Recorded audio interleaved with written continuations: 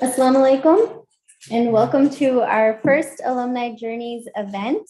The Alumni Journeys series presents a platform for our graduates to share what they've been up to since graduating and completing their studies at AIC.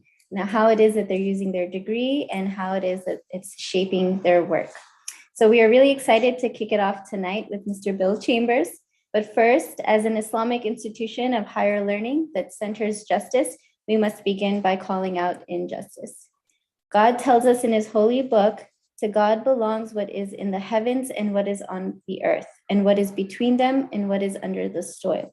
Steeped in the Islamic values of creational stewardship and justice, all of us at American Islamic College believe that God has entrusted the lands and waters he created to humankind, who were created to serve God and the creation as stewards or caretakers. We also believe that we must stand for justice even when we ourselves may be implicated. So we want to begin today by acknowledging that our campus sits on land that was originally entrusted to the indigenous peoples of Turtle Island, peoples whose sovereignty, culture, and very lives were violated by colonial policy. We acknowledge and honor them, their descendants, and their land and waterways. We also want to mention that the land of Turkey, Syria, and the surrounding region and its people need help as a result of the devastating earthquakes. And so we are collecting donations. Those can be made online at aicusa.edu. If you go to the main page and scroll down under latest news, you can find the link there. There's a news bite. If you click on that, then it will direct you to the donations page. And if you have any questions, you can also speak to me after the event. We also acknowledge that February is Black History Month, a month in which we honor, celebrate, and amplify the contributions of African Americans to the United States. Though AIC does not limit this learning or teaching or celebrating to just this one month. This institution would not have existed without the contribution and leadership of African American Muslim leadership, including that of Imam Warith al-Din Muhammad, rahimahullah, a bedrock of the Chicago and national Muslim communities. Through rigorous scholarship and a commitment to social justice, the collective good, civic involvement, interfaith understanding, and intercultural engagement, AIC prepares students to become critical thinkers, visionary leaders, and responsible global citizens. In addition to our courses, programs like these provide educational opportunities for the exchange of knowledge and learning, and not just for the Muslim community, but also for the wider public. Again, we're so thrilled to have Bill Chambers with us this evening as the first speaker in our new Alumni Journeys series and our first event of this month that honors Black history. Bill holds a master's degree in Islamic Studies, which he completed in 2017. He is with us tonight to talk about his book, The Muslim American Fight for Social Justice, From Civil Rights to Black Lives Matter. Bill is a member of Masjid Al-Taqwa in Chicago and a member of the Muslim Anti-Racism Collaborative. He's a full-time activist with a long history of civil rights, anti-racism, anti-war, Irish Republican, and Palestinian solidarity work. As with his activist work, Bill has traveled extensively to Ireland and Palestine to meet and work with community organizations. He has published multiple articles for the Muslim Journal, Muslim Matters, Electronic Intifada, Palestine in America, and the Chicago Monitor on Islamophobia, Surveillance of Muslims and Social Justice Groups. He is the former editor-in-chief of the Chicago Monitor. Bill has a BA in English from Northwestern, MA in English from Tufts, an MA from AIC in Islamic Studies, and a professional certification in family therapy from the Family Institute of Chicago. Please give Bill Chambers a very warm welcome.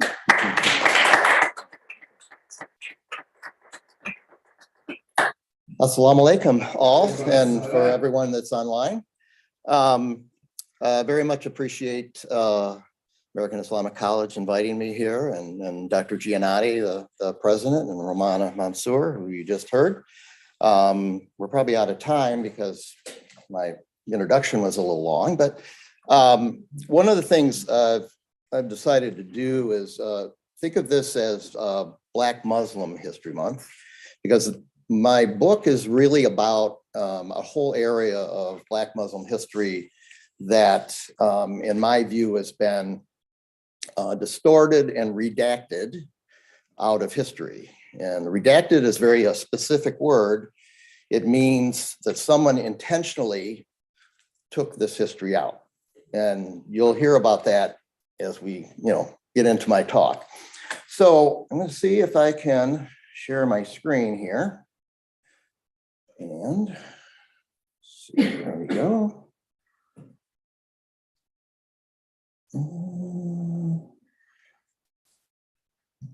Okay.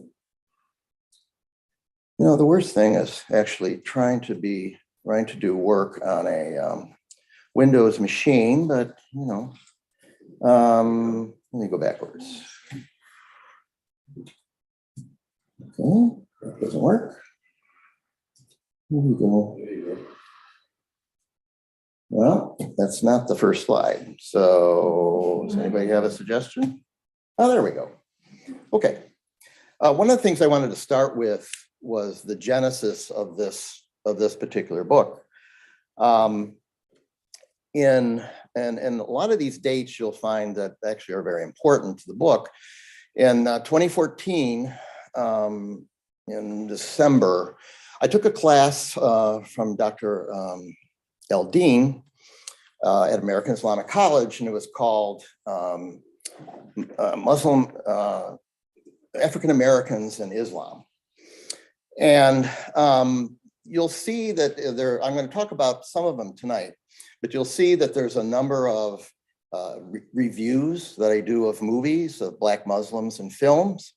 And just as a little teaser, I actually have the new movie, Your People, on here, if you haven't seen that. So we'll talk about that. So I did that whole review of Black Muslims in film for Dr. Eldeen's class. So it started off as a paper. One of the things that you might notice about the date, 12/2014, that was 3 months after Michael Brown was murdered in Ferguson. And most people think of that as the initial event that started the Black Lives Matter movement. And as you notice, that's certainly partly involved in my book. So this book became my master's thesis that you heard that I completed in 2017. And then the book was published last year. Now, one of the things I want to say is that this is a history book. And I did a whole number of interviews and updated the interviews over time. I won't be going through a lot of that information, but you can certainly read the book and find out all the people that I interviewed. So I interviewed people, members from all the different groups that I'm going to talk about. And the social justice groups that I'll mention at the end, I interviewed all the founders of that group, with one exception, but I'll get to that. So let's see if we can actually go to the next slide. There we go. One of the things I wanted to say is that if you notice, during this whole time when I was writing this book, that's when the Black Lives Matter movement was blossoming all over the United States. And I was involved in a lot of protests, certainly here in Chicago. When I was a part of the Chicago Monitor, I wrote a number of articles and published a number of things on the Black Lives Matter movement. When I published the book in 2022, one concern I had was, this is like, there hasn't been much activity around Black Lives Matter in the last couple of years. Certainly there's been African Americans who have been murdered by the police, but there hasn't been that large movement out there. So of course, hopefully a little bit about Tara Nichols, who was murdered in Memphis by the police. And also, a lot of people don't know, there were also a number of paramedics that stood by, like maybe for 19 minutes when he was struggling, and did nothing. So one of the things I've been trying to promote that, it doesn't necessarily take off is the hashtag BLM still. So it's pretty clear Black Lives Matter still does matter. And the most important thing for me is, since that period of time, if you think about when Laquan McDonald was murdered in Chicago, remember all those studies by the government and people coming in, we're going to reform the police department and all that. None of that has happened. If you live in Chicago, you know that. And there's been some changes to try to get some more civilian control with police, but that's still in a formation side. And I would say that's still true in a lot of cities in the United States.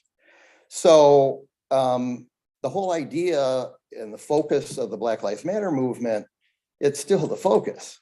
It's still going on. There's still police brutality. There's still policemen that are murdering Black people. So that's one of the things I want you to look at when I go through this book, that it is a history book, and you'll find it's, even with all the interviews and all that, it's a history analysis. Okay, so obviously I have a point of view and a perspective in here. And the type of history that I'm talking about, and I'll refer to this a number of times, it's still going on. A lot of things haven't changed. So let me just go to the, oops, let's go backwards here. Okay, this was going to be an opportunity, and maybe people even online can try this. I'm not going to try this with this audience here, because you all are well too educated on all this. But I'd like for even the people online, I'm going to mention a number of people's names. And I'd like you to think about whether, before you came to this presentation, or if you read my book, if you know who these people are. So first one is the Honorable Elijah Muhammad. You know, a lot of people, usually in Chicago, kind of know who he is. The next name is Minister Farrakhan. Now, I'd venture to say most people around the country, and I'm not just talking about in the African-American community or whatever, I'm talking about all communities. Yeah, they know who Minister Farrakhan is, which isn't necessarily a positive thing. So I'll be talking about that. And then there's Imam W.D. Muhammad. One of the things, and think about whether you've heard that name or whatever, one of the things I noticed when I took the African Americans and Islam class, I had no idea who Imam W.D. Muhammad is. No idea. So, and I would say most people have no idea. So, but you'll know about it by the time we're done here. I do want maybe somebody in the audience, and you all can do this also online. I'd like you to Google the phrase, who was the first Muslim leader to meet with a pope? Got that? Who was the first Muslim leader to meet with a pope? Now, I don't want anybody here saying, oh, it's like, this is who it is. I'm going to ask you later on what result you got, okay? So this current slide, there's a number of things that, again, some of these have been erased from history. A good example is, how about anybody in the room? Do you know what PAR is? Okay, yeah, you know what they are. You were around with, okay. So, sorry, I'm just referring to one of the, Brother Clyde in the audience here. Most people have no idea. And I'll tell you what or who they are in a minute. Have some quotes here. The nation's most underappreciated religious leader in the 20th century. Now just think about, who do you think that would be? So we'll come up with that later. This is a quote: for every day on which the sun rises, there is a reward from God for those who establish justice among the people. So you might think about who might have said that. The next one, which is kind of eerily focused on like what the Black Lives Matter movement is all about. Who do you think white life is worth more than black life? Like who might have said that? And then the other ones are what religion was Kunta Kinte? This is from Roots when it was like 1977, I think. So think about, you know, if you remember back or if you ever saw it or, you know, what religion do you think he was? And then the last one is who are the Muslims for social justice, which is kind of interesting because that's what my book is all about. Many people have no idea that there is actually a group called Muslims for Social Justice, and they're very large and very successful, but we'll be talking about them. Actually, the cover of my book that's the one that my wife actually, Elaine, painted this cover, but it's from a photograph of this particular group, but we'll be talking about them later. Okay, I'm just going to go through the agenda very quickly. We're going to talk about my journey to Al-Islam, you know, how I ended up being here and being at Masjid Al-Taqwa. Some of the main ideas in the book will come to this section called Muslim Americans and Racism in American Society, and I'll be talking about some things that I posit in the book that are basically some of the theses that I have. And then the periods of time I'm talking about are obviously civil rights to 9/11 and then 9/11 to Black Lives Matter. And as I said, Black Lives Matter is still happening. And then we'll talk about some conclusions. Okay, I'll get this right. Okay, this is about my journey to Al-Islam. I worked really hard to find a picture of myself from high school. This was when I was 18. Yeah, 18. It was a freshman at Northwestern University here in Chicago. But if you could imagine, when I went to the University of Detroit High School, Jesuit-run high school in Detroit, and I had no facial hair, and you know my hair was kind of up here. So at some point, I came from that to the picture that you see on the right, which you can see me on the left there. The two other people, some of the people here, actually one of the people is actually here. On the right is Imam Rabbani. He's one of the imams the assistant imam at Masjid Al-Taqwa in Chicago. And the person in the center is Imam Tariq Al-Amin. And he's the primary imam at Masjid Al-Taqwa. This was taken at a Eid celebration some time ago. So, you know, it's like, okay, how did this guy get over here? So that's what we're going to talk about. Yep. I'll figure this out. Okay, so I'm going to kind of go through this fairly quickly. And just so you know, a lot of this is in detail in the introduction or preface to the book. So I'm only going to kind of give you little bits and pieces. The Students for Social Justice, that was a group that a young woman, a student from one of the other Catholic high schools, and I started when we were juniors in high school. And what we did is like set up speakers, like if anybody knows Father Daniel Berrigan. At that time, so this is like 1967. So he was a anti-war civil rights leader. So we had him, you know, give speeches, you know, like this. And the one thing I found interesting about that is that if you were a white person, and let's just keep it that date, 1967, and this is again kind of the tail end of, let's say, the official civil rights movement and beginning to move into the Black Power movement and so on. There really wasn't an organization out there that you could join if you wanted to fight white racism or you were an anti-racism activist. There wasn't. So that leads to the second group. PAR is People Against Racism. They were founded in Detroit. Originally, there was a national, national Northern student movement. again, founded in Detroit, but very large movement, but they split into a black group and they split into a white group. This is the white group. And in my book, I have a number of the founding principles of what PAR was all about. And I was going to read them, but I don't have time to do that. But the most important thing is that, and I'll say we believe that racism is a central contradiction in American society that affects everything.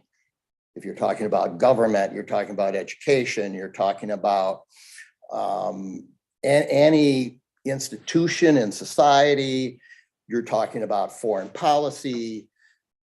There's a racist component to all of that. And interesting enough, I still believe that. Nothing's changed, and I'm several years older. One of the other things that PAR did, their belief was, okay, the problem's not over here, we don't. It was great that a lot of white people marched with Dr. Martin Luther King, but the days of that were kind of winding down. It was our belief, well, the problem is in the white community. I mean, they're the racists. So PAR did a lot of like anti-racism education, seminars, that kind of thing. And the other interesting thing we did is, you probably know now there's a lot of, especially in the last year, there's a lot of information about how to be a good ally, particularly if you're a white person, and you want to fight racism or whatever, how do you be a good ally for African-American group or civil rights group or, whatever it is. And in fact, in my book, there's at the back and the forward, Romana mentioned that I'm part of the Muslim Anti-Racism Collaborative, which is also kind of an educational training thing. Myself and one of the other members created a kind of a handout type thing that's called basically how to be an ally if you're a white Muslim. How to relate to Muslims of color and how to do that effectively. So you can kind of take a look at that.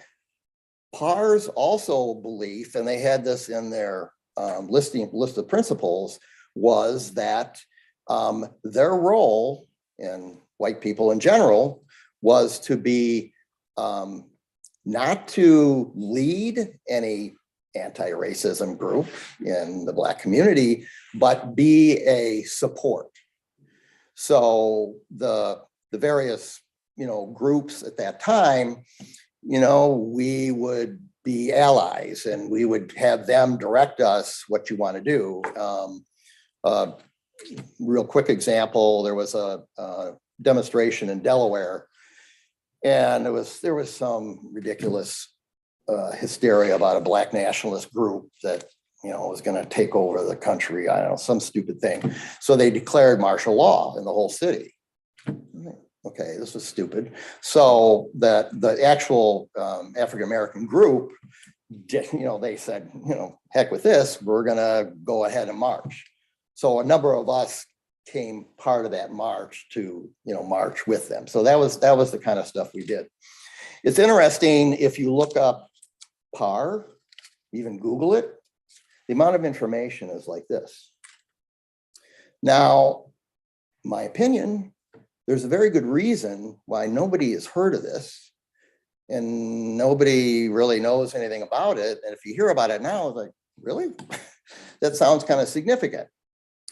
The idea in 1967, 68, and whatever, that there was a group of white activists who are not faith-based, who are not socialists or whatever, that their main goal was to fight racism in American society. Like, what? No, we don't want to talk about that, right? So you won't find PAR anywhere. Jumping ahead to my little Belfast curbstones, and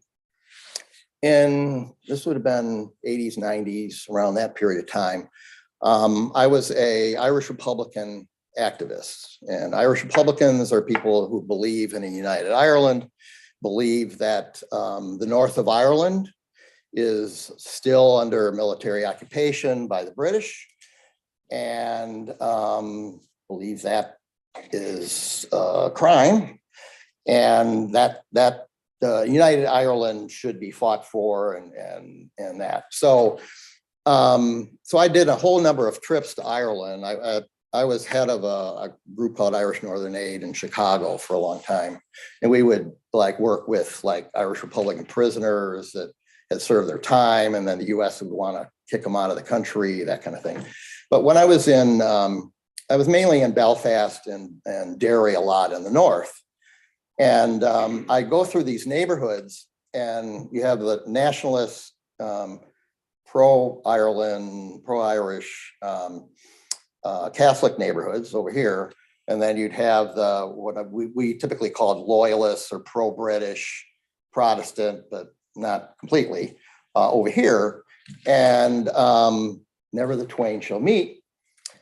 So I remember going through there, and I go over to the loyalist side, which was always kind of dangerous, and they'd be flying the British flag. Okay, that makes sense. But then they'd be flying the Israeli flag. And I think, like what? And okay, and then I go to the nationalist neighborhoods, and of course they're flying the Irish flag, but then they'd also be flying the Palestinian flag. And one of the things groups do there, they paint the curbstones in the color of whatever flag. So I'd go down the street in the Falls Road in Belfast, and see these Palestinian, colors of the flag on the curbstones. It's like, what's going on here? So of course I knew nothing about the Palestinian conflict or Palestine conflict. And what ended up happening is the people in particularly the north of Ireland, especially at that time, they were absolutely under military occupation by the British. And they could relate to the Palestinians, because the Palestinians are also under military occupation. In fact, that's the longest military occupation in history. A lot of people don't know that, but so there was a lot of understanding about that. So anyway, so that's what led to me becoming a Palestine activist. I'm still very active in that and so on. But coming to the next point about Nablus and El-Quds, so I took a number of trips to Palestine, and this is related to my becoming a Muslim. Nablus this all fits together, So Nablus is a large city in the West Bank. It's known for being a center of resistance to the Israeli occupation. And on one trip, my younger son and I went on a trip there, and we stayed with this Muslim family in Nablus, and they had a couple kids, and he taught at the local, I think it was like Nablus University or whatever. So we spent a lot of time with him, and I was so impressed that, he was talking about what Islam meant to him and what the principles were. And I'm sitting here thinking, well, you're this is like a middle of a war zone. And, a lot of your students might be walking to school and get shot at, but I'm a Muslim. This is very important. We do. So I was very, very impressed by that. And I spent a lot of time in Al-Quds, which is the Arabic name for Jerusalem. And Jerusalem is just anybody who ever goes there of whatever faith it's just an amazing place.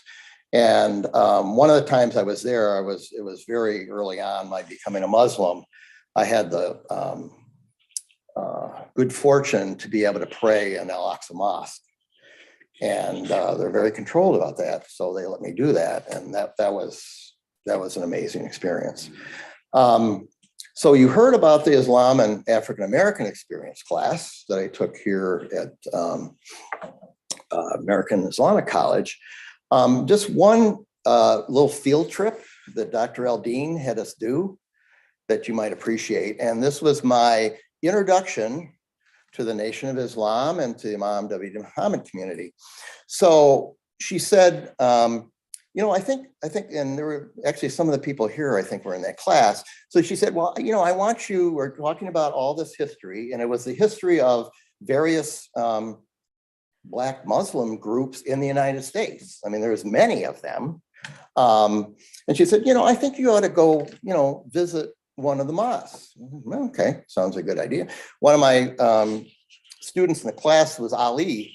He's a Palestinian. We said, nah, sounds good. And they said, well, you know, you could go over to Mas Mariam. No idea what Mas Mariam is. Never heard of it. Didn't know what it was. So we both go there. And I have to share this other background, which is me becoming a Muslim. It's 13 years, July 10th this year. When I first became a Muslim, I was, as many people do, you shop around to kind of see what mosque to go to. And the Islamic Foundation in Villa Park was the closest mosque. So I went there, and then I went to about 5 other mosques, kind of in the western suburbs. And the thing I never quite understood, that men and women would go in the door, front door, and then the men would, you know, we'd go out to the Marsala prayer area. And I would always look at like, where did the women go? I saw them go in the door, but they've like disappeared. And as many of you know, either up in the balcony, in the basement, some other room. I've grown up believing, and I still believe, that women, even in Islam, in my reading of the Quran, and I've done a fair amount of it in Islamic history, Islam talks about men and women being equal. I'm sorry. And there's a lot of people who would argue about that. Now, it does talk about them having certain different roles or certain different responsibilities. That also suggests that's changed over time. But anyway, so when I went to Mas Mariam, Ali and I are, okay, this is interesting. Okay, there's the men going in the front door, women are going in the front door, and I'm waiting for them to like disappear. And we go into the Marsala area.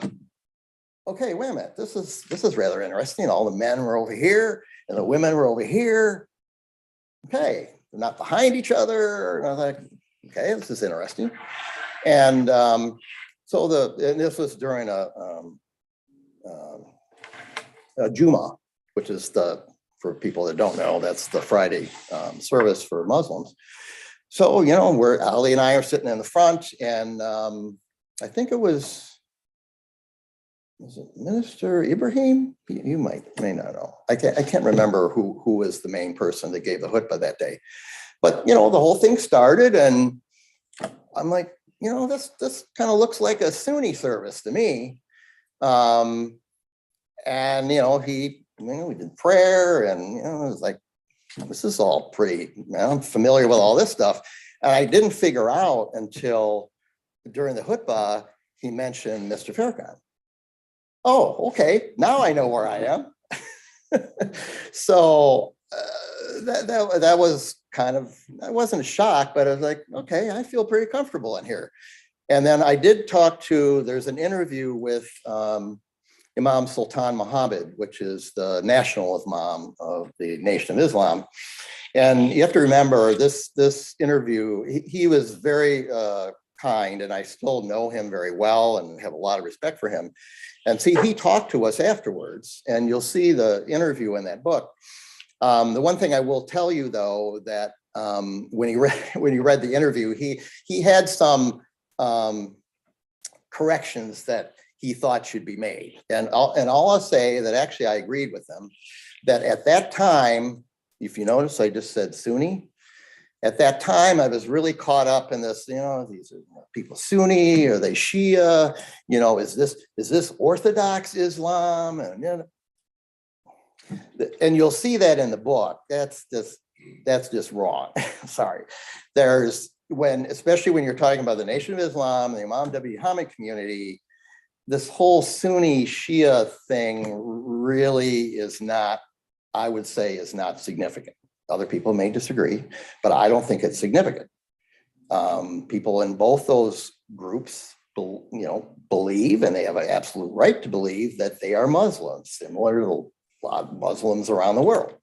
So going on from that, I did figure out who Imam W. Muhammad was. So Imam Rabbani was, he graduated from here when I graduated, and we had a lot of conversations, and there were a number of people here were from the Imam W. Muhammad community. I'm like, oh, okay, this sounds good. So I remember going to Imam Tariq, and Imam Rabbani invited me to the Masjid Al-Taqwa, which is on the south side, kind of 90th and Escanaba. Well, now it's there. And I had never been so welcomed and accepted and happy to see you here. And I'm sure some of that was because I knew Imam Tariq and Imam Rabbani, but that wasn't all of it. So I'm walking in there being like, the only white person here. And I'm thinking, well, is this going to be okay? And it was more than okay. Like, okay, this place felt like home to me. So we'll talk about that a little bit later.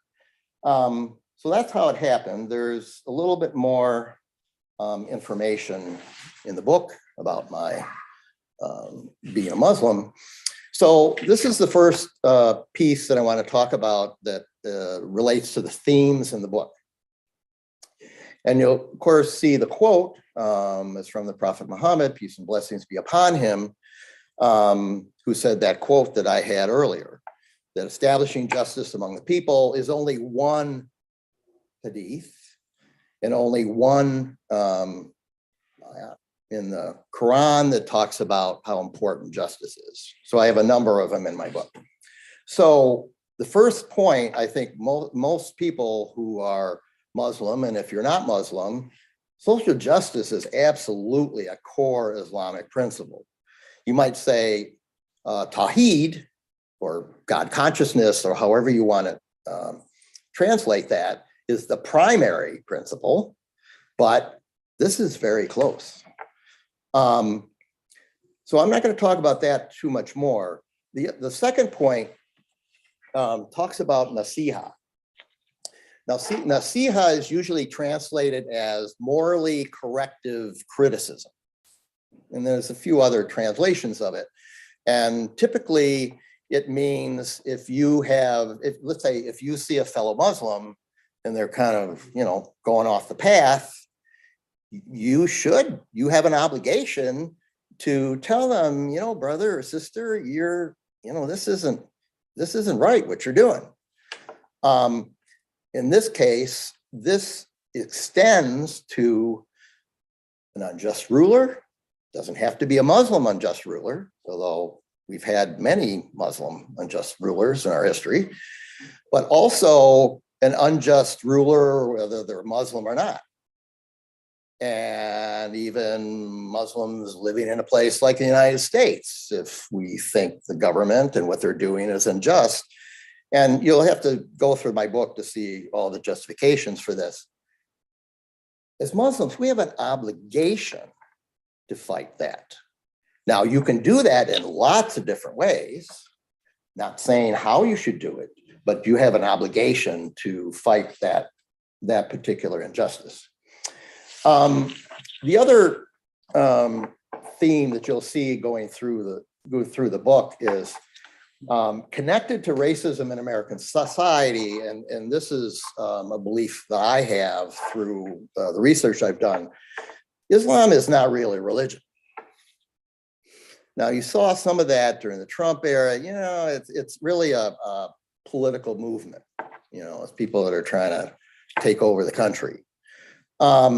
But as we go through it, you'll see other ways of how that's expressed in American society, in history, and film. I'm not going to talk too much about establishing a Muslim American Ummah. That'll take a little bit too much time, but there is this concept of how do you build a Muslim American Ummah when there's so many different groups in America? And it'd be better if you kind of read that piece. The other part is, and this is obviously the post 9/11 period, racism just merges with Islamophobia, or if you want to call it anti-Muslim sentiment.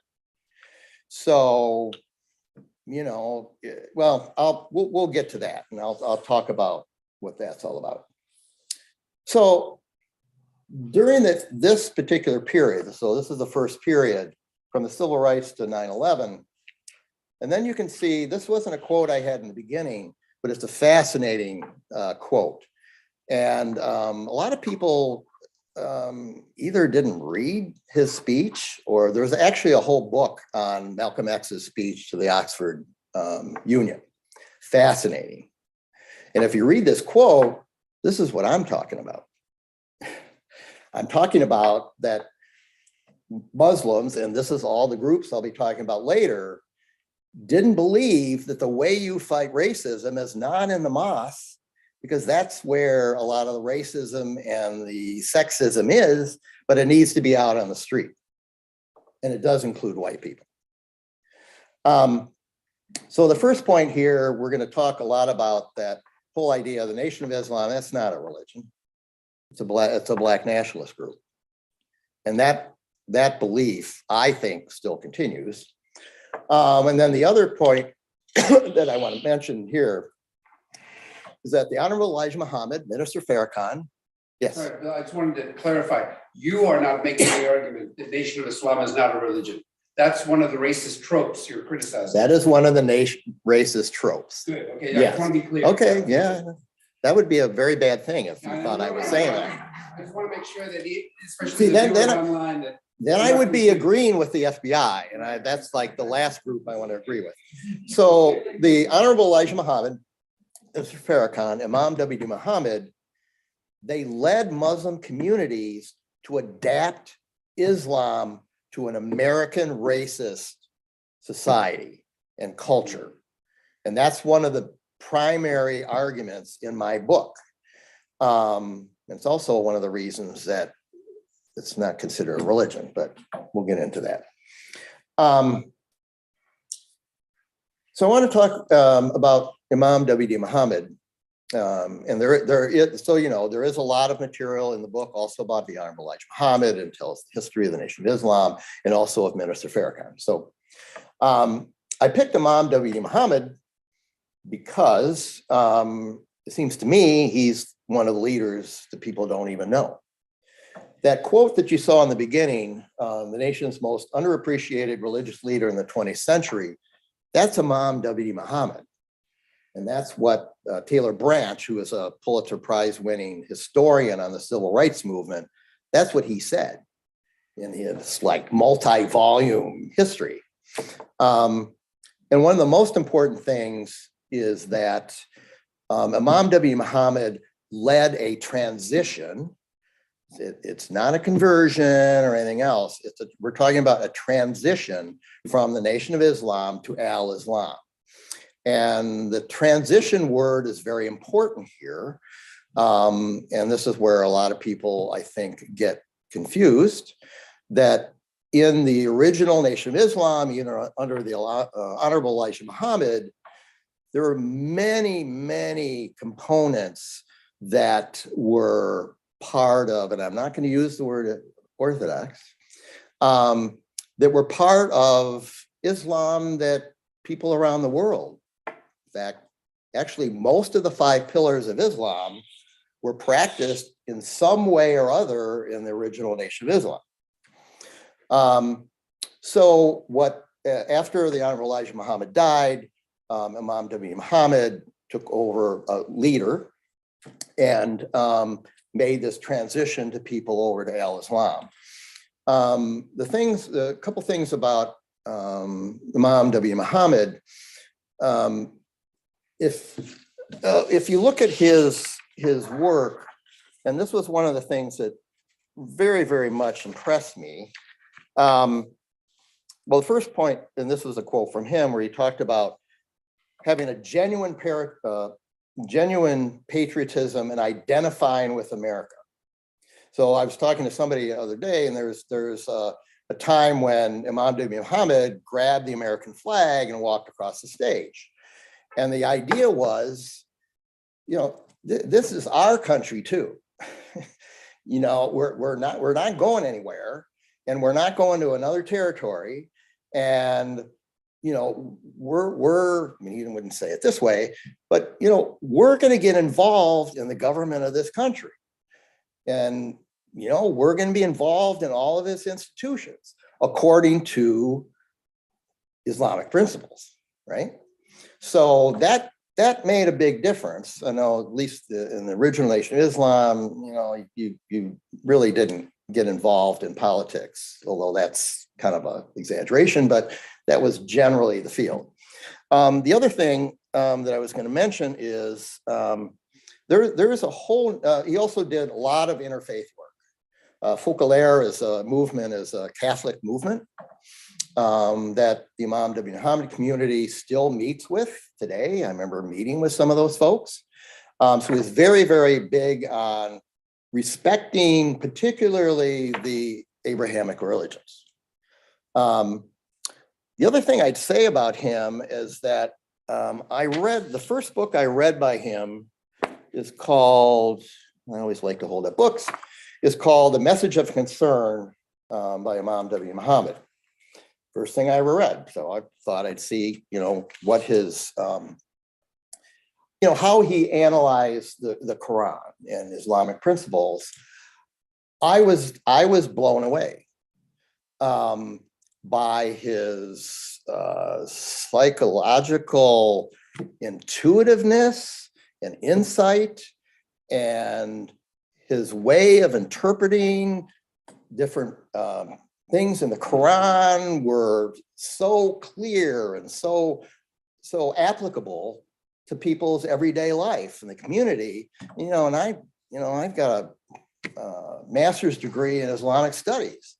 I've never read anybody who did such an amazing job of talking about the Quran and other things, and how to apply it to, in this case, obviously was to the African-American community. So if anybody out there, if you want to start with a book, I think Message of Concern, you can get it on Amazon or whatever, is a very good place to start. Now, the other thing, somebody here, I asked you to Google the first Muslim leader to meet with a Pope. Who did you come up with? Anybody? Came up with all kinds of contemporary, it missed the first. So it just came up with all kinds of people that Pope Francis is meeting these days. Yes. So, and one time I Googled it, and it came up with, I think it wasn't an imam, it was one of the Muslim leaders from Egypt. Yeah. And I forget which, I forget which person he met. And it was like 2004, 14, I don't know, something like that. Well, you didn't see Imam W. Muhammad, did you? Okay, so Imam W. Muhammad was the first Muslim leader he met with Pope John Paul II in 1996 and again in 1999. Now, why do you think that his name doesn't come up? Well, if you know how Google works, it tags information. It looks, okay, first, Muslim, got Pope in there, met with, it has all these tags, and then it goes out and, okay, this Muslim leader, and it pulls that in. My argument would be, apparently, Imam W. Muhammad is not tagged as a Muslim leader. So as we go into this, you'll kind of understand why. And this, again, this is this whole thing about, is Islam really a religion, particularly that Islam that these African Americans are involved in? Okay, so anyway, we'll move on from there. Okay, so I did that one already. you know. The hate produced, 1959. I had a segment of this, but it would take way too long to do it and all that kind of thing. So this was a news program in 1959. Mike Wallace was the leader of it. Very, very popular. CBS News, very popular guy. This was about the Nation of Islam. And the very beginning part, they kept calling the people in there the Muslims, even though, you know, anybody who knows the nation, they didn't call themselves the Muslims. There was no mention of it being a religion, like not at all. And there was some really fun parts where one of my favorite things was, so here's Mike Wallace. He's got a dark, like black suit, white tie, skinny black tie. So he said, well, you know, look at, you know, these Muslims don't even dress like Americans. And I'm like, well, as far as I can tell, every Muslim brother that's in that picture looks exactly like you. So yeah. So anyway, the whole point of this story that they presented is that the Nation of Islam Black nationalist group, they hate whites and they're perverting the beliefs of other Negroes. And I mean, it's, if you ever watch it, it's available on YouTube. This is the kind of stuff they were saying in 1959. Now, the thing to remember, and this is where we get this, Islam is really not a religion, particularly Black Islam. This is what the FBI was saying at this time, okay?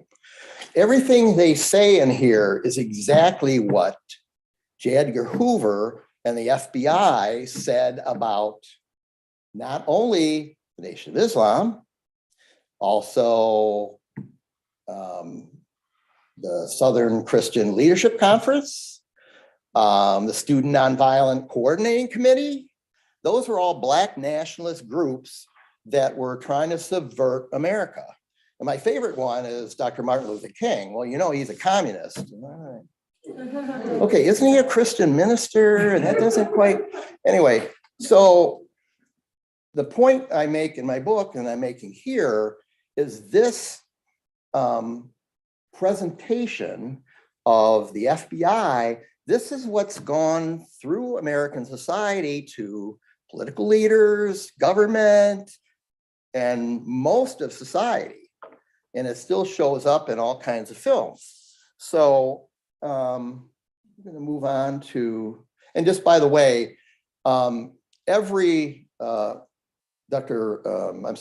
Elijah Muhammad, Mr. Farrakhan, Imam W. Muhammad, Malcolm X, obviously, all of them were surveilled by the FBI during their whole life.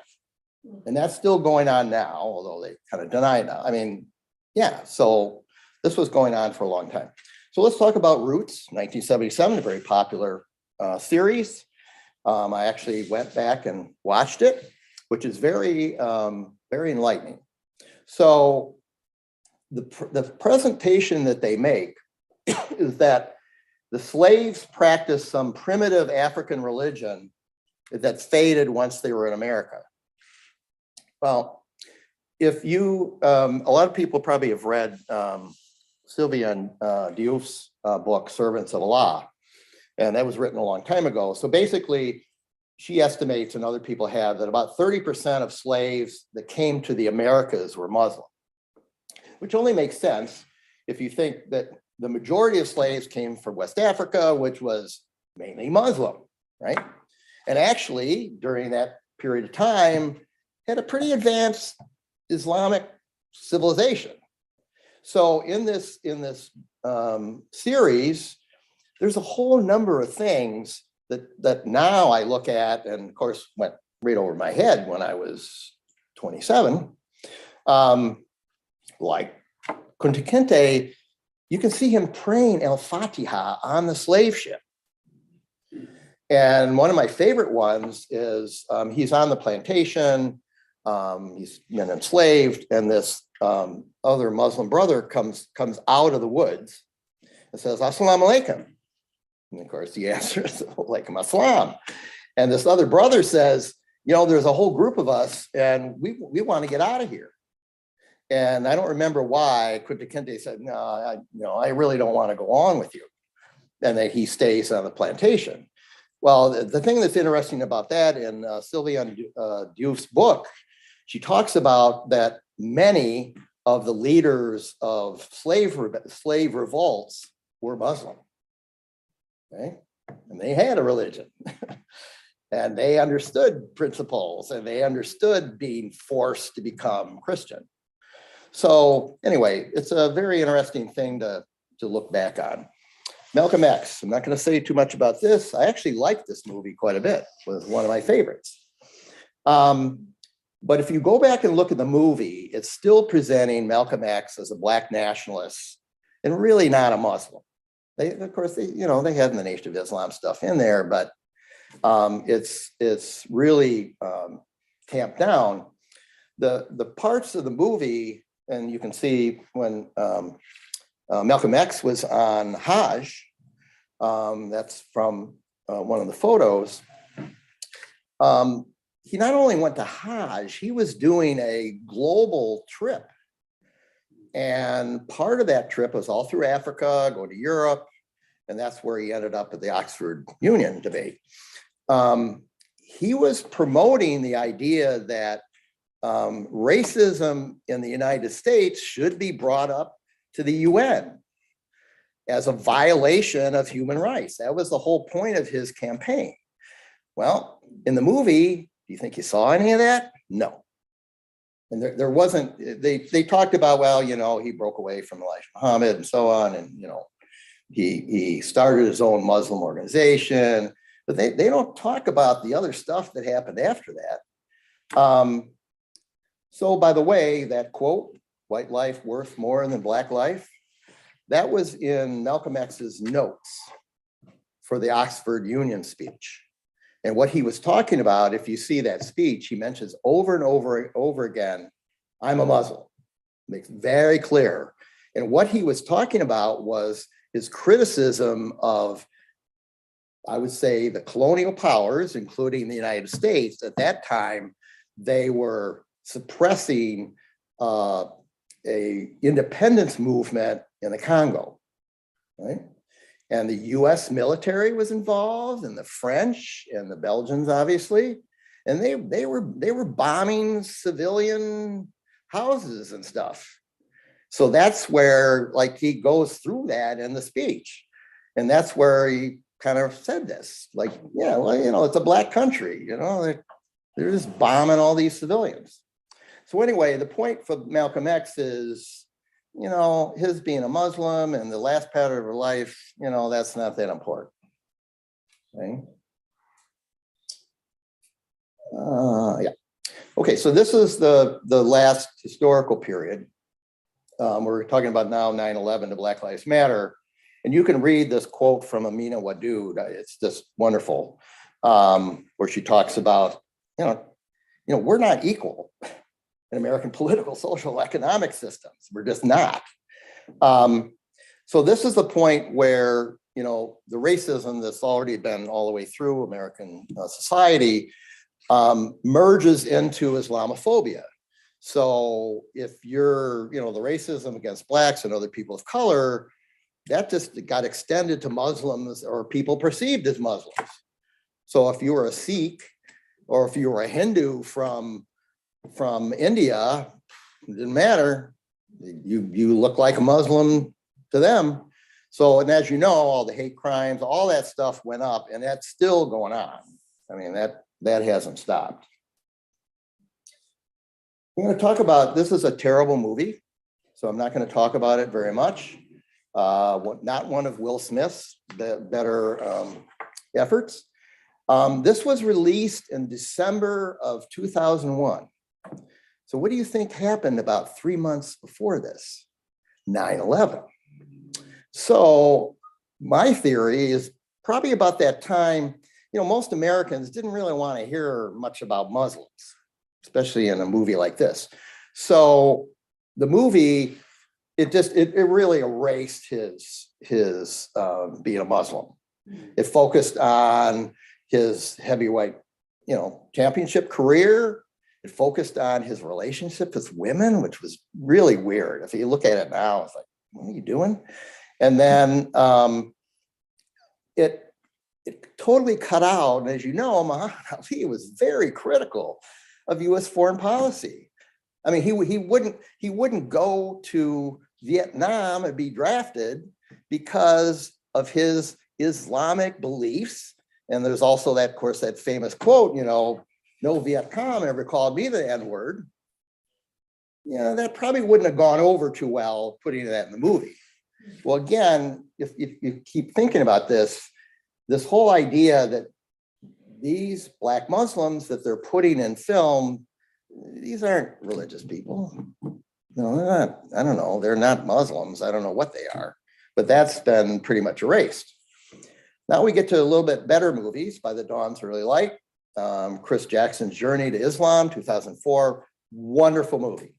Zarina Grewal, that I think some of you know, is an anthropologist at Yale, a terrific person. She wrote Islam as a Foreign Country, really terrific book.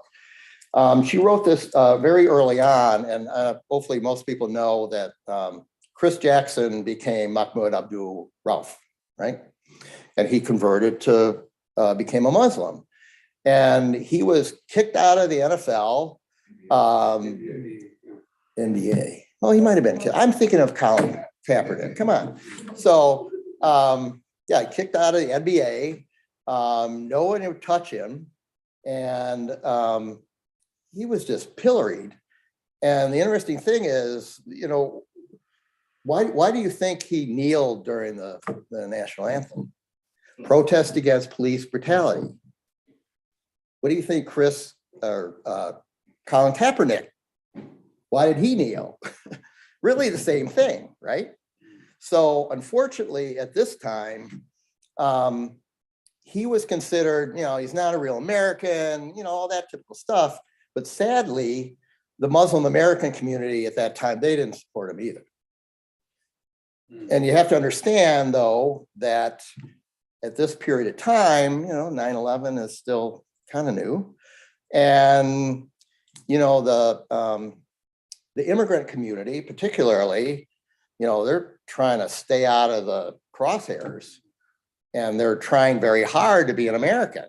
So, it's really sad that this happened, that he didn't even get supported by his own community. He did buy a number of other NBA stars, by the way, but so, and also there's a movie, it's a documentary called Stand that's on Showtime that just came out. And it's actually a documentary about his life. It's really, really good. And Zarina Grewal was involved, and he was too. And if you ever get to hear him speak, amazing speaker. He's like the best speaker ever. Okay, now we get to the current day. You people, 2023. I don't know if anybody, how many people here have seen that movie? Okay. I thought it was very funny in the beginning. And so the people who haven't seen it, the setup here is the two main characters, and I'm trying to remember Jonah Hill is in a Jewish family, right? And he falls in love with Lauren London. Some of you may know, she's a really great actress. And she's African-American and from a Muslim family. That's what they suggest. And Eddie Murphy here that you see, his name is Akbar, and he's the father of the family. Well, when I looked at this picture, and okay, there's something kind of wrong with this. Okay, he's got a kufi on. Okay, got that. Okay, so okay, his wife's not wearing a hijab. Okay, I can understand that. As you go through the movie, he doesn't really do anything that seems like he's Muslim. I mean, so you have to kind of watch that. So Akbar's Black Muslim family is kind of questionable to me. And I thought it was really funny, but then when I thought about it, it wasn't funny at all. That kufi he's wearing, he got it from Minister Farrakhan. And he tells this story, I met the minister and we had this whole conversation and he gave me his kufi. Like, okay. Well, that whole story is in the context of the two families are meeting together for the first time. So, okay, Jewish family over here, Black Muslim family over here. Why would you think they would bring up Minister Farrakhan? What's the typical association with Minister Farrakhan? He's an anti-Semite, which of course, the Jewish family, oh my God. One of the things I'm going to say is that if you look at, and again, this movie just came out.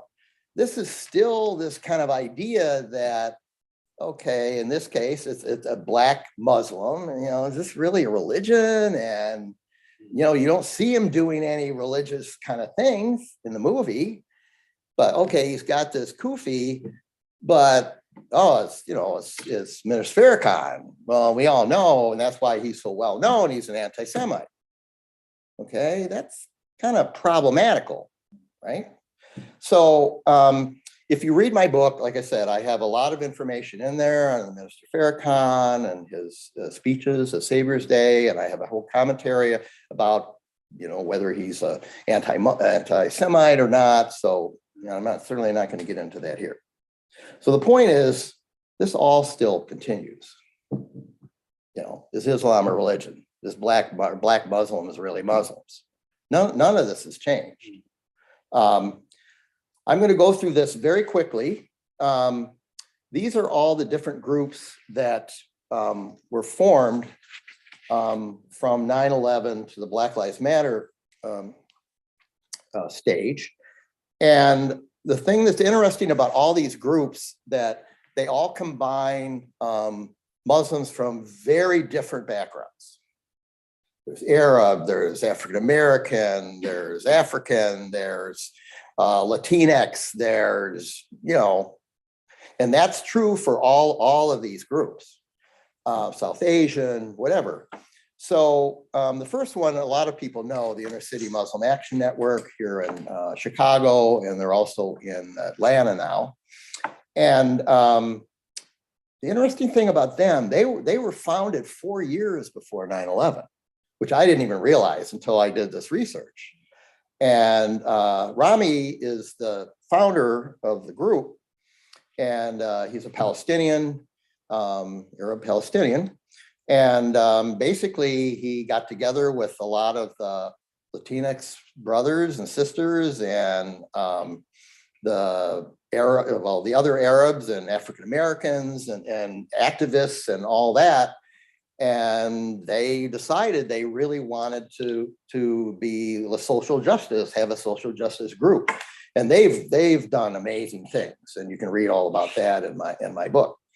Rami is the only one I didn't interview because he's way too busy for somebody like me. So a lot of the information in the book is from interviews and stuff that he's written. But the other thing that's very interesting about them, and this is a quote from Rami, when people come to Iman, they leave their religion or their faith at the door. Doesn't care. Doesn't care what kind of Muslim you are. In fact, he doesn't even care if you're a Muslim.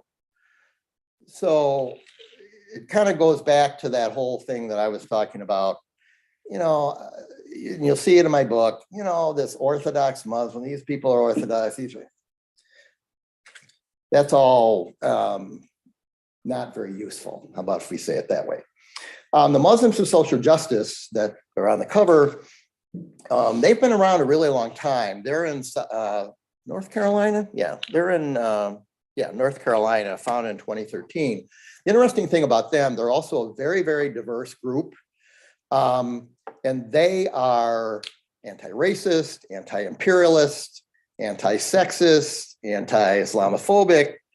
They're, I'd say, the most socialist of all these groups, and they would be very comfortable with that name. And they were founded from Black Workers for Justice was a group in North Carolina, and also by a UE, electrical union, local, that was the largest, it was mostly transportation workers and stuff. It was the largest Black union in the state. So those two groups kind of came together, and the people that were Muslim formed this group.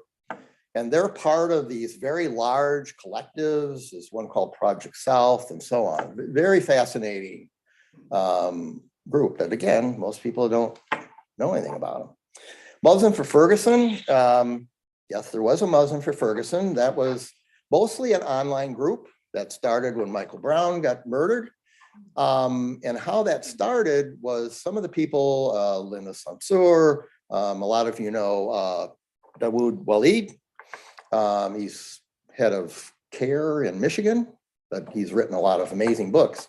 Him and some other Muslim leaders from across the country got together and said, Muslim, Michael Brown's been murdered. We as Muslims need to do something about this. So they formed this group, and they organized all of these education seminars and all kinds of activities and stuff like that. And just one thing about Ferguson, which I found was really interesting. There's a photo, if you look at one of the major demonstrations that they had, there's a line of men from the Nation of Islam.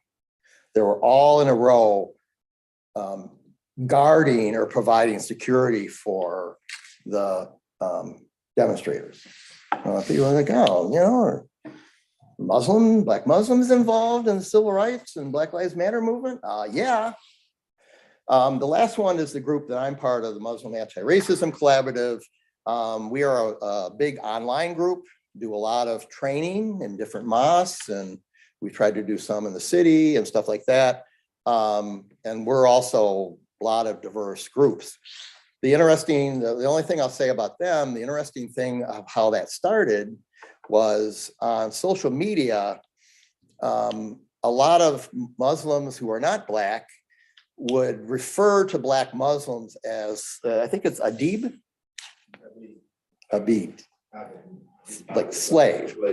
Yeah. So a lot of the folks that were in here, Marguerite Hill, and there's some other people. Yeah. So they would see all these other Muslims referring to them as Abi. It's like this insult.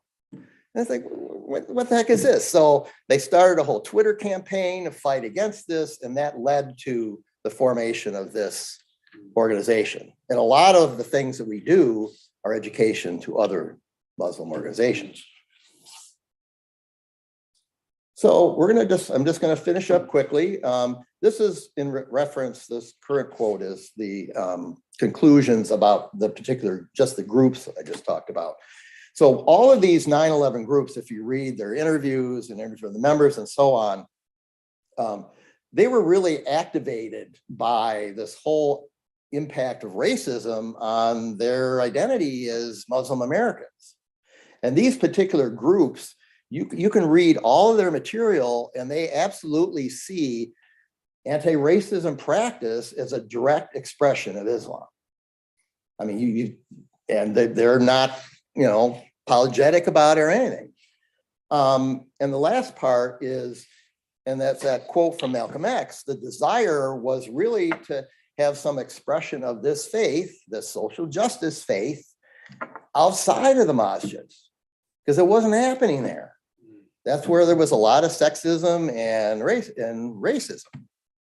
And actually, I forgot to mention one thing, that when I went to Mas Mariam and went to Masjid Al-Taqwa, one of the things I was very impressed by, very clear that the women or the sisters in both of those organizations held very powerful and equal positions on whether you're talking about the board, about doing educational stuff.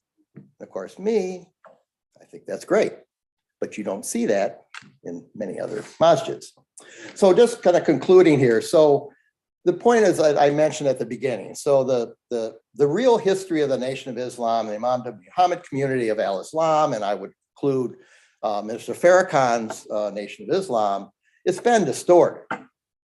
And in a lot of places, it's just been redacted. I mean, you know, you think of the civil rights movement, you think of Muslims? No, usually not, but we were all there. And these, and I talk about this a lot in the book, that the Nation of Islam and the Imam W. Muhammad community really did serve as models for Muslims fighting for social justice, because they were the first Muslim Americans to actually do that. And there's partly this whole idea of seeing Islam, you know, it's not a religion. Well, wait a minute. Everything the Nation of Islam, even from the beginning, was doing was fighting for social justice, whatever period you're talking about, right? But, you know, racism doesn't allow that. It doesn't have anything to do with religion or Islam. And then the other thing is African-American Muslims, they were the first to really develop a Muslim identity and just kind of refuse this dominant white Christian American identity. And one of the things I kind of passed over really quickly, but it's very important, and you can read a lot about it in my book. My belief is that if you go across the world and look at Muslims in any country, well, they're all following the 5 pillars, right? 5 pillars of Islam. If you're not Muslim, you can look those up. It'd be a good education thing. Do you think the way they practice Islam in Morocco, in Saudi Arabia, in Indonesia, do you think that looks the same? Well, no, because every single country adapts. They don't change the 5 pillars, but they adapt them to the culture. What do you think the Honorable Elijah Muhammad was trying to do? What do you think Minister Farrakhan and Imam W. Muhammad were trying to do? So in the 1930s, when the Nation of Islam was founded, what did American culture look like? It was Jim Crow. People were we were getting lynched. So that was the most important thing to bring Islam to a community in America that was just under siege, right? And there were some things, obviously, about African-American culture that were part of that being a Muslim, right? So I know there are some other Muslims that kind of have an issue with that. It's like, okay, this is what happens in every freaking country. And that's probably why I'm not African-American, but I felt a lot more comfortable there than I was before. So that's the end of the presentation. We want to have time for questions while we're still online. Oh, I should say, before I say that, people that are here, my book is here, and there's a lot of different ways you can pay for it and all that. For people that are online, you can get it on Amazon. But one of the most important things I want to say, the book's $20, great deal. All the money goes to the Masjid Al-Taqwa Chicago building fund.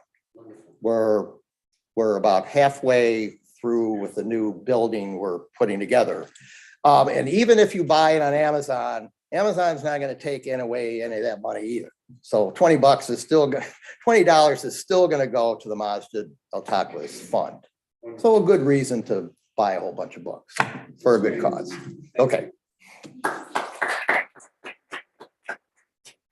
You know how I get the screen there? You know, I just wanted to say something really quickly, Bill. And thank you for this talk. And I love this point that you make at the end, and maybe you're making throughout, that when Islam reawakened, right, within the African American community, it regained something that it had lost in the many centuries of it living in, let's say, traditionally Muslim majority lands. And that is that the religion of Islam is inseparable from the call for social justice, right? Mm-hmm. And so I think in so many of the Muslim majority lands, right, there's a complacency about Islam, and there's a sense that Islam has become, well, whatever we do as a culture, our traditional food, that's Muslim food. Our traditional ways of dressing, that's a Muslim way of dressing. Because there's this sense that whatever they are culturally, that's what Islam is. And so the taking of bribes and the giving of bribes or the chewing of narcotic leaves or whatever it is that they culturally do, like that's Islam. That's what Islam is. And that also includes, gender relationships and other things. And so I think when Islam reawakened in America, and I think that the African American Muslims were not just the first Muslims who understood that Islam and social justice were inseparable, but they were also just plain and simple the first American Muslims, right? And so but there's this sense that I think when Islam reawakened in America, right, among the African American community, it regained something that it had lost over centuries of just being complacent in these Muslim majority countries where people just assumed, that whatever they ate and however they interacted, that was Islam because that's like everybody they knew was Muslim, this is where their parents behaved, this is where the idea is that their culture and Islam were synonymous. And I think that something really, that really came out very strongly to me in your presentation tonight. And I think that it's something that we all need to think more about and talk more about. So that's just my observation from tonight, but I'm sure that there's a lot more just a very quick point on that. People have heard about critical race theory, right? That's the new thing that's being pulled out of a lot of schools and educational systems and all that. I won't get into what it actually means and doesn't really apply to this, but if you teach critical race theory at the elementary school or high school level, you're going to make a lot of white people uncomfortable. I mean, that's about what it comes down to, right? Yeah. So, but a lot of it is, we're not going to have courses that, spend a lot of time talking about the slaves and the American slave system, that kind of makes people uncomfortable. We don't want to talk about the Tulsa massacre. We need to move on from that. Well, my book is also saying the same thing, that this process of, we want to have that out there. We certainly don't want to believe anything you just said, Dr. Giannotti. And even there's a lot of Muslim communities is like, well, no, what do you mean they were the first Muslim Americans? That's not really true. Well, that's partly one of the main things my book is trying to, it's like a request, when you do a information request, what do they call that? Freedom of Information Act, and you get the stuff back and it's all redacted. So this is like doing a Freedom of Information Act, but there's nothing redacted out of it, okay? It's like going to a doctor who's not allowed to tell you what diseases you have because it's going to upset you, right? Yeah. I don't want to tell you you have cancer or what the heck. But I'm really grateful for this book and for your presence and thanks. And for everybody who's here. So I'm going to shut up now. Yes, thank you for your presentation. I just have a comment and then a question. The new people film I thought was garbage, but you did make a great point because when the film started, they were religious. Like the Jewish family, they were in synagogue. Yeah, do you notice that? They were always in synagogue. Yep. And the only thing that was referenced to the Black family's Muslimness was when he made the comment, a family that prays together stays together, which is a Christian thing. So even that's like adulterated. So, yeah, when he did, do you mind if I say grace? Yeah, and that was even, that was good. But me personally, I thought it was garbage. Yeah, it was, well, and the other thing that it didn't crack me up, but this is when Eddie Murphy or Akbar is going to take Jonah Hill to various places to kind of show him, I don't know what the heck he was trying to show him. And I think, oh, okay, man, I don't know, maybe he's going to go to the mosque or something.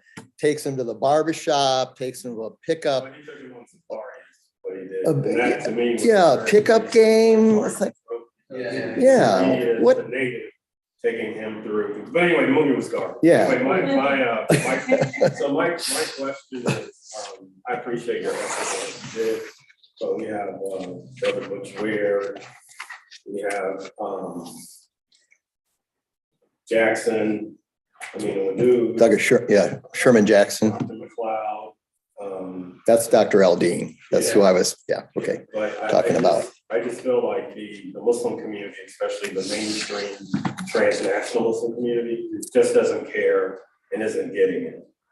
No, There's been so many books, so many after after I call it the revolution. After the revolution of 2020, the Muslim community got called out for their tone deafness. Again, and then like you had certain suburban masjids, they were having movie night where they would show a Harriet Tubman movie or, Right. They started giving some attention to Black people. And then as soon as it was over, everybody went back to what they were doing. yeah, So for me, great, I appreciate it.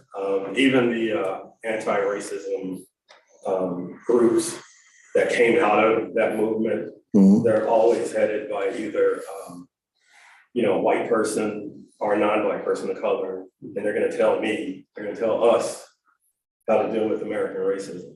So I guess it's a comment and a question. What's different? But what's gonna change? Yeah. Because, So, go go ahead. we keep having this conversation, you go to, at the revival of the Islamic Spirit Conference in Canada, the great white hope, Hamza Yusuf vomited that racism out, Oh, and everybody That's disgusting. defended him. Yeah. As a matter of fact, after he did that, he came to Northwestern and gave a talk, and he was asked about that, and he doubled down in his racism by saying, 7 Black people came to my room and told me, don't worry about it. So yes, 7 Black people knew where your room was, and they were, but anyway, and even like the people who come here with their native races, Abi, Halu, all right. these words I've been called, so I'm just, what's gonna happen? And the final comment, go ahead. I'm done with allies, I want family. I don't care about allies, Yeah. I want family. Understand? I want you in the car with me when the police pull me over. Yeah. I don't want to be in your thoughts and prayers. Yeah, Great. So understand that. So every time there's a tragedy in the Black community, nothing. But there's an earthquake and, they're in my prayers, but they marshaled already they got funding. But, some tragedy, somebody dies. Yep. Nobody reaches out to the family. No one like, hey, let's start a GoFundMe or nothing. You don't see the Muslim community mobilize at all. But they know how to open up those exploitive businesses in our community. Those liquor stores, those exploitive like bodegas and whatnot. So sorry, but I just I'm just I've got some comments to make on it. Yeah. I'm tired of this. And there's also the fetishization of white Muslims. So that's true. You have Absolutely. and I'm sure you worked hard and earned it, but I'm sure this brother could write a book. I'm sure this sister could write a book, and we'd be lucky if we got invited anyway. But one white Muslim professor or somebody who just graduated gets a little bit of something, and you're already on tour, you're speaking before the public, I'm just absolutely valid I'm not points. really holding my breath to see anything. I just felt like this will be another book that people will see, and maybe Ikra will pick it up, maybe they won't. I just at some point we have to get to the point where we just got to call this out, just call it for what it is. Yeah. So just a couple quick responses. I agree with everything you're saying. So one, at least let's say about the social justice groups I'm talking about. One of the main leaders of Muslims for Ferguson is African-American. Also, one of the main people and she's still there, of the Muslim Anti-Racism Collaboratives and African Americans. So, that doesn't mean, the whole group isn't, but they're diverse, but some of them are led by African Americans. The thing that was very interesting about the Ferguson, Muslim for Ferguson, that's probably not the best thing for me to say who've said this, but when some of the people went back to their masjids, and they were African American or Black Muslim masjids, and they tried to get them involved in Muslim for Ferguson, they're like, they're destroying things. No, they wanted nothing to do with it. And a lot of that has continued, even as Muslim Anti-Racism Collaborative. You think we get a lot of mosques to invite us in to do training? Heck no.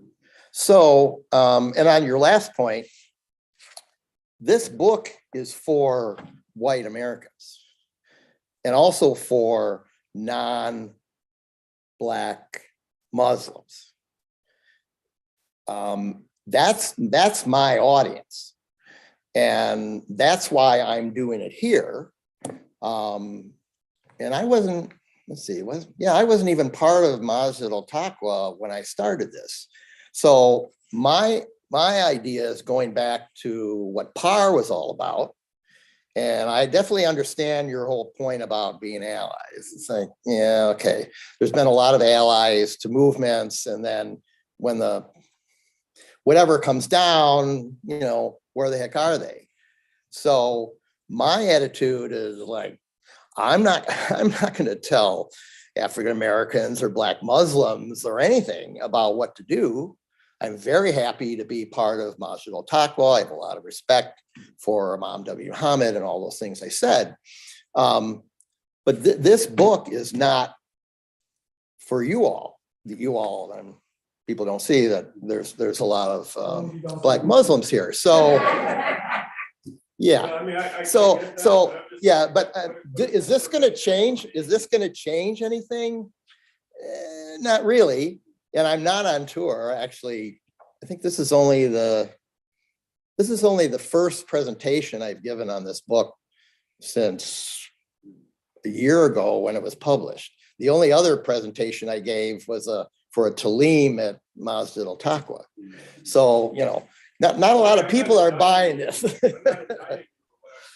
Yeah, no, I understand. There's a system that just loves white people, and there's this system within the Muslim community that just loves whiteness and they would love it if Brad Pitt came out and said he was Muslim. Oh yeah, absolutely. Every news show, he would be throughout the Middle East. And that fetishism thing you're talking about, absolutely. But what I'm saying is, like, Muslims are probably the most well-read people in this country.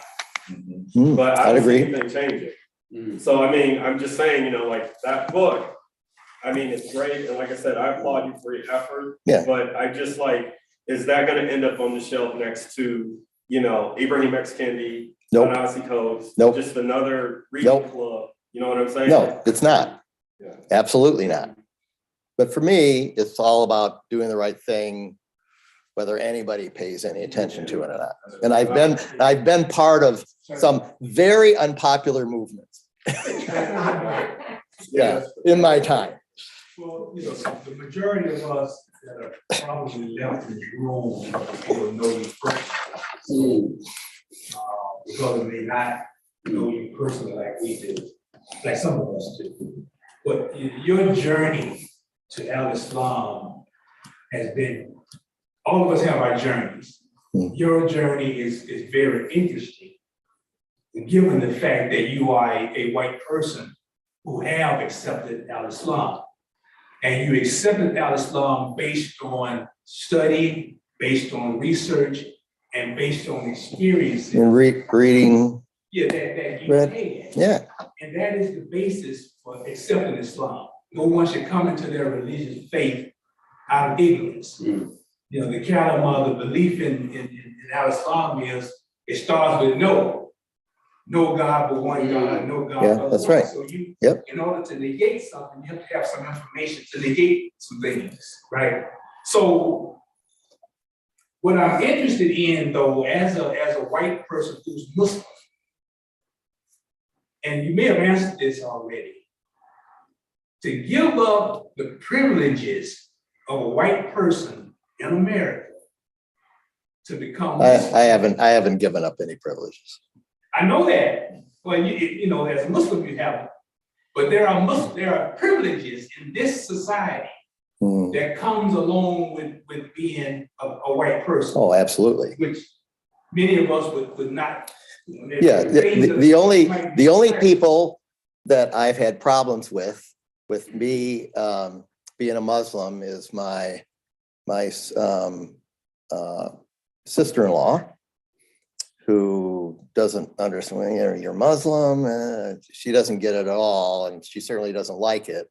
My brother-in-law, when I said I was getting my master's degree in Islamic studies, his first comment was, you know, that's really a waste of a keen mind.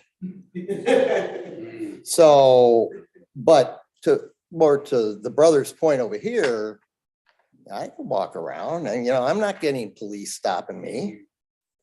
You know, if anybody sees me, they don't know if I'm Muslim. You know, I try to wear, you know, Muslim jewelry or whatever, but, you know, they still see me as a white person. But partly what I like to do is to be in situations like this. I remember when I was presenting my master's thesis, and it was a really mixed group. And, you know, I presented a lot of this material, and this one, actually, she was the vice president of our of student affairs or something at the time. And one of her first comments was like, oh, okay, you know, I'll have to take another look at the Nation of Islam. So one of my favorite things is like blowing up people's assumptions. And that's why when I'm saying that, you know, this book is written for them, you know, it's like, you know, and I have those kind of conversations all the time. You know, they make some assumption about me. Oh, you're Muslim. Yeah, but this, you know, this is what I believe. And they're like, what? And I say, well, you know, what do you think? Well, you know, that's the Nation of Islam. I'm like, you don't know what you're talking about. Why don't you read my book? Yeah. Hey, Brother Clyde. I know you well enough to know you don't give a. we all friends here. You don't give a damn about a lot of this stuff that other people would. You know, so I know enough about you to be able to say this. I mean, a lot of the stuff he's talking about? No, I'm just joking. He doesn't. I don't care anything about this stuff. This is all a persona I'm putting on here. My Canadian brother gotta let that window down a little bit. You listen to that Canadian air. It's cold. When it breeze, you know, like, I'm from Alabama, man. Here's my point. Some things I have a second thought about it after I have the first thought. Like the first thought I might have would be, well, if he was black, they really would be banned into that. But then the next thought is, so if that's what it takes to get a certain kind of attention on an issue, well, alhamdulillah, thank God for that. Because most issues that have changed in this society, they have changed when certain kinds of people give it attention. I have never had the luxury of being outside of our so-called other people, what people call the movement. You know, I was born in Alabama. I was a kid in a bus boycott. Every time I look around, there's a movement. But you know, I mean, and even my stories, my nighttime stories, and my grandmother telling me about my great grandmother fighting against slavery when she was a slave. I just never got out of this stuff.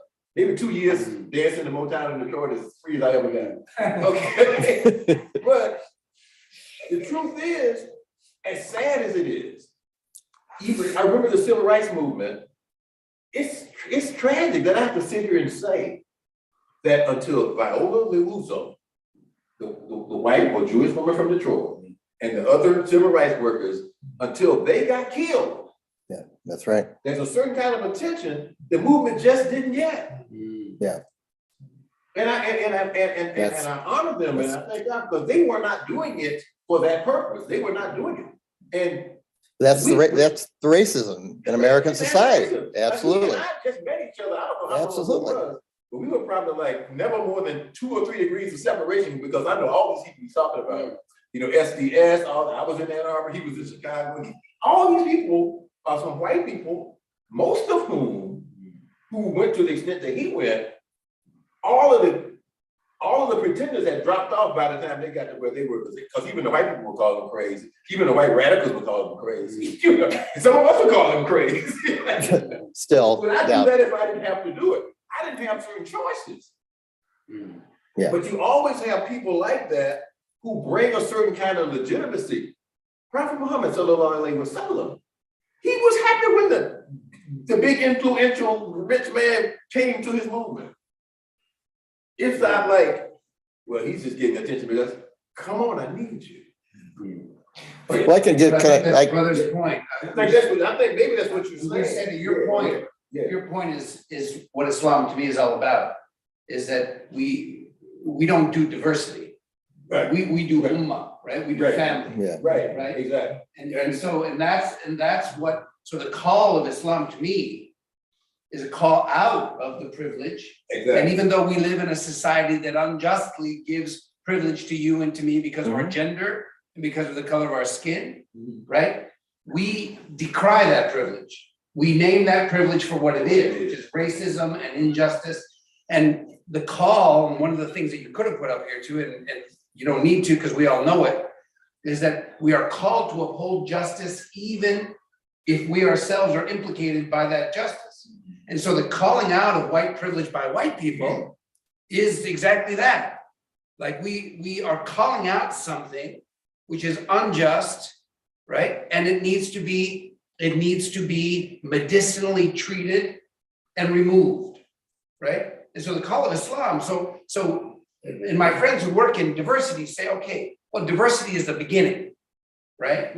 But the goal is belonging. Right. And when in your words, the goal is family. Right. Yeah. And that's what Islam is calling us to. And I think that even if the Honorable Elijah Muhammad was here, you know, he would agree with us. Because certainly the way what white people have done to the people of color and to your ancestors and to you even now, what white people have done and are doing is devilish. Well, and it's not just because I'm not gonna let non-black people color off the hook either. Right. Within the Muslim Yeah. community, they're doing it too. Sure, but And some of them are actually like co-conspirators. But my point is, this wasn't an attack on him. No, I get you. No. Because But you're the fact raising that he's good point. spraying at Masjid Al-Taqwa, when he could be board president at a suburban mosque, you know, that's all I need to know. that's like the last thing I would want to be. Can I make one? Chairman of the board. So let me make one comment. One comment about privilege. I'm just saying that Yeah. within this Muslim community in Yeah. America, there is an obsession with whiteness. Yeah. And there's a tokenization of, I mean, if I see Malcolm X, Muhammad Ali, and Bilal again, I mean, every Black History Month, we'll put Malcolm X up, but we won't talk about the prison industrial complex. And there's a reason that they're in all those movies, Yeah. right? I mean, you know, it's Yeah. like that. Those are the go-to Black Yeah. people, and then you got live Black people here. Yeah, live. Actually, Black people live. Well, let me make one quick comment about the whole white privilege thing. That you heard in the introduction, I've been an activist my whole life. My attitude is to use my white privilege to get into places and do things that I can get away with. So all the way from like, you know, people against racism, you know, if we were marching along with an African-American group, okay, you know, and maybe the cops, so, okay, well, I don't know, there's some white people here, maybe we shouldn't attack this group. I'm figuring that's great. The other thing I told you about being Irish Republican. Well, hold on. Irish Republican, wait a minute. Irish Republican, you know, I'm like 30% Irish or whatever, but I would go over into like Belfast and these neighborhoods where there was a lot of stuff going on. And they would figure I'm American, but then they'd ask me, oh, what's your name? It's William Chambers. That's about as friggin' English as you can get. So I could say, well, I'm not Catholic, I'm whatever. And that would let me get through some of these areas, and they would like leave me alone. The Palestine activism is a perfect example. So, if you go over to Palestine and you look like you or any person of color, or you're Arab or whatever, you're going to get questioned for hours and probably not even let in. And I saw this happen all the time. I went on 4 delegations to Palestine, worked with a lot of, resistant groups, all kinds of stuff. And I would get off the plane, and I didn't know any of these other people that were on the plane with me. I'd never met them before.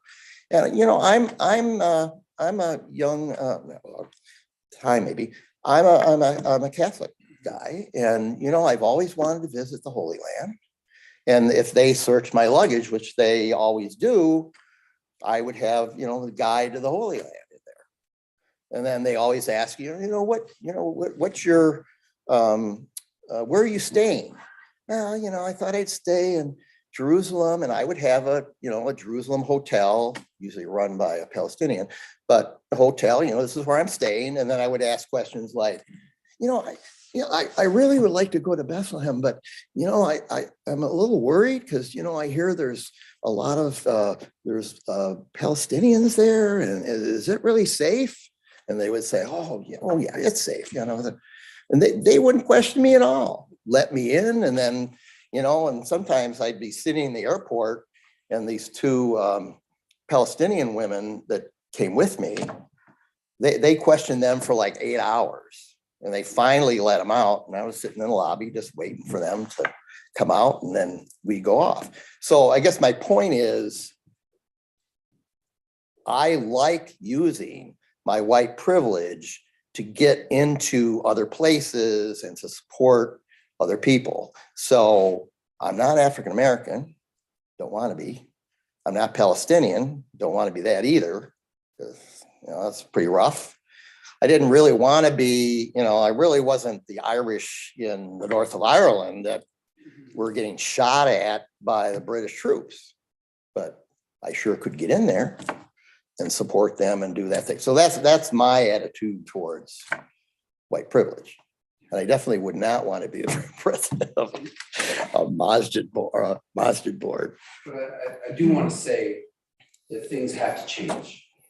Things will change, and we are a community that believes in change, right? And so I think institutions like this, and Brother Randall and Romano, you've heard me say this a million times, but I am determined not to be the last president of the American Islamic College, but I'm determined to be the last white male president of the American Islamic College, because I think the time has come for us in that spirit of belonging. We have to dismantle this privilege, which is a part of, this is what's critiqued by critical race theory and everything else. We have to dismantle this injustice, which we have inherited, and is in everything. Right, it's in the courses we study. It's in the laws that are over us in this land. It's in our school system. It's in every aspect of our life.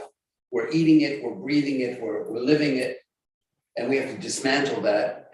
And we have to stop talking, I think, about diversity, and we have to start talking about family, about belonging. And this is one of the beautiful things for me here at the American Islamic College. When I went to graduate school in Islamic studies and was living in the West Bank and traveling and speaking Arabic and all this stuff, all of my studies, right? And it was not a quick PhD. It was like long. It was like 10 years of being a student while my friends were all getting jobs and buying houses. And I was like, what are you doing? Oh, I'm a TA and still doing it. But I lost my point there. But the the fact is that in all of my studies of Islam, nobody told me about Elijah Muhammad. Nobody told me about African-American Islam. Nobody told me about, like, this whole piece had been redacted out of my Islamic studies education because, again, it's because of the racism that is alive and well within our own community and is antithetical to the religion that we practice. Yes. And actually, just so you know, I went to AIC for a number of years. There are a lot of Muslim communities that do not like AIC. And I kind of saw that in the beginning. Okay, you've got what, men and women, same classroom.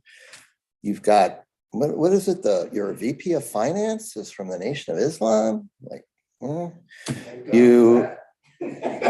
no, but I'm serious. I mean, you've got some brothers here that, I don't know, they're in some Al-Islam community. I had people early on talk to me. They started here and like, we don't want anything to do with this place. And of course, I was like, wow, this is great. This is great. Brother Randall's here, and Mom Rabbani. I just thought this was like the greatest thing. Yeah. This is what Islam is supposed to be about. So changing it means that our institutions have to change. And AIC right now, I think that this college will never flourish until it reconnects with its roots. And its roots are precisely in the family of Elijah Muhammad and the Muhammad movement. And I mean, this is where this school belongs. So I don't know why they picked Lakeview as a neighborhood for this college, because I think this was never the right place. Which day are you talking about? We didn't pick Lakeview, No, I know. I mean, the people who put the money there to buy this building. People, yeah. They should have put us down in Kenwood or somewhere near where Muhammad Ali had his house and Elijah Muhammad had his house. And that's what we're talking about now, is we're talking about the college making hijrah to the right place, because what we want to live and what we want to bring into being, the change that we are slaving for now, the change that we're striving for now. Slaving is the wrong word. I beg your forgiveness. But this change that we are striving for now is precisely that change. And that this is not meant to be a Desi, like immigrant Muslim, elitist institution. This is meant to be a place where knowledge transforms. And this is a totally different thing. Yeah. And then so our history is now guiding us to renew our mission and our vision in a way that is at the service of the transformation of society in the way that Islam did not come into the world to be okay with the way things are. Like, oh, you pre-Islamic Arabs, it's all good. We just, as long as it's okay with you guys, if you can find a way to accommodate Islam or to find a way to accommodate Allah, that okay, then it'll fit. But Islam came with that no, as you said, brother. Islam came and said, no. Like, things are not right and things have to change. And sometimes when we live with Islam for centuries and centuries and centuries, we just assume, well, Islam is the status quo. But Islam came into the world to change it and to change us. And the kind of knowledge that we're striving for here has to be the knowledge that really challenges us, challenges me, challenges this society, and really shows us a different way to live, right? And you both put your fingers right on it, right? The no is to all of this stuff, which is not Islam, not in harmony with God and with God's intention for humankind. And the goal is family. By the way, I'd like, this is, you can use it in your next Muslim trivia game. Who do you think led the graduation of the first graduating class on the first iteration of AIC? Does anybody know who? Imam W.D. Muhammad. Yeah. So Imam W.D. Muhammad was involved in the first iteration of AIC. And Dr. Giannotti is and that kind of, went downhill, and Dr. Giannotti and the other people here are trying to bring that back up again. Well, But now I can't yeah, talk Sister about Gloria? it because I'm sitting here- no, you got to give Sister Gloria. No. Sorry, sister, go ahead. Yes. Well, I just wanted to say that Imam Dr. Muhammad was very, very involved with the American Islamic College. Yeah. And I believe it was in 1982, I believe, and I was part of the very first intensive Arabic studies class. Wow. Wow, how cool is that? All right. And it was an amazing summer, and I learned a lot. Didn't understand a lot too, but it was absolutely amazing. And there were African American Muslims who came from all over the country who attended that summer. Wow. All over the country, and there were the instructors were from around the world. Okay, and they were teaching Tajweed and Islamic studies and Arabic, and it was just beautiful, beautiful. And we would all meet every day for Salat. We would all have lunch together and then go back to class. It was just absolutely beautiful. And that was, I believe it was in 1982. Yeah, that sounds right. Well, and before that, Imam Muhammad had put a team of us together. Oh, that's right. Yeah. The very first time anyone ever applied to open or get approval to open a college, an Islamic college in Illinois. I don't know about the United States. First in the US, man. I believe it was the first in the Yeah. US. Yeah. At that point, we were just trying to do it. We weren't trying to Yeah. be the first. We were just trying to do what he asked us to do.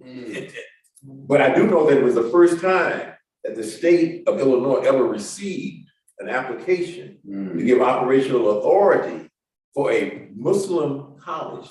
And the original concept was American Muslim Teachers College. And that had to be in maybe the late 70s because of who I worked with and because of where things were at the time. And it sailed through approval with the Illinois. That was the application, yeah. And they said it was one of the best applications they ever received. And that approval was actually gained.